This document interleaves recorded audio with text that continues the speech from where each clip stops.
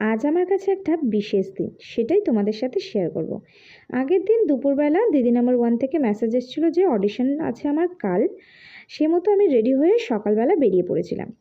যদিও আমি দিদি নাম্বার 1 অডিশনে সেকেন্ড টাইম দিতে যাচ্ছি, তাই অতটা ভয় ছিল না।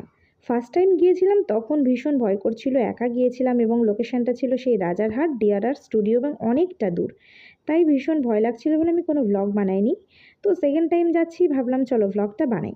তো প্রথমে আমি শিয়ালদা নেমে সেখান থেকে নর্থে চলে গেছিলাম, নর্থ থেকে বিধাননগরের ট্রেন ধরবো বলে। কিন্তু ওখানে গিয়ে দেখলাম তো ভীষণই ভিড় এবং ট্রেনের গণ্ডগোল চলছে, তাই আবার সেখান থেকে দেখলাম এবিপি আনন্দ থেকে কভার করতে চলে এসছে। যাই হোক, আমরা সেখান থেকে শিয়ালদা থেকে বেরিয়ে বাস ধরে চলে গেলাম চিংড়িহাটাতে, কারণ আমরা টানা সল্টলেক সেক্টর 5-এর বাস পাইনি।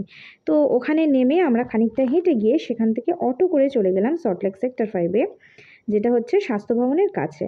তো তারপর আমি অবশেষে পৌঁছালাম দিদি নাম্বারে। এখানে কিন্তু একটা মজার ঘটনা আছে। আমি প্রথমে চলে গেছিলাম তার আগের বিল্ডিংয়ে, মানে যেখানে সারেগামাপার অডিশন চলছিল। তো সেখানে গিয়ে ফর্ম নিয়ে তারপর দেখলাম সারেগামাপার অডিশন হচ্ছে।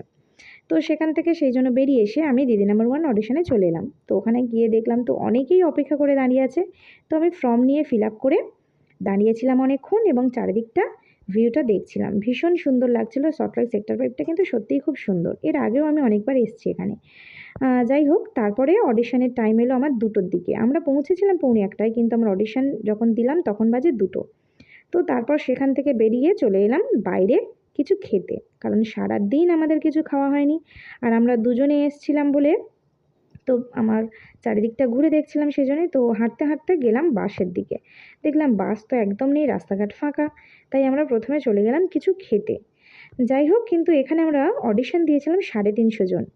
আজ অডিশন 350 দিন দেওয়ার পর শুনলাম যে মাত্র নেবে 10 থেকে 15 জন। যাই হোক, লাকের ব্যাপার, যদি হয় অবশ্যই তোমাদের জানাবো। যাই হোক, তারপরে চলে এলাম সুগার অ্যান্ড স্পাইসে কিছু খেতে। তারপর ওখান থেকে কিছু খাওয়া দাওয়াও করে নিলাম। আর সারাক্ষণ মাথায় ঘুরছিল যে সত্যি সত্যি অডিশনটা দিলাম, পাবো তো? যদিও আমার কাছে এটা বড় ব্যাপার যে এখানে দিতে এসেছি। অনেকেই তো এই সুযোগটা পায় না, অডিশনের সুযোগটাই অনেকে পায় না। তো আমি সেটা পেয়েছি, এটাতেই আমি ভীষণ খুশি। যাই হোক, তারপর বাস ধরে চলে এলাম শিয়ালদায়। তারপরেও কিছু খাওয়া দাওয়া করে নিয়ে চলে এলাম বিকেলের ট্রেন ধরে বাড়িতে। তো ভ্লগটা কেমন লাগলো জানিও, আর দেখা হচ্ছে আবার নেক্সট ভ্লগে। টাটা।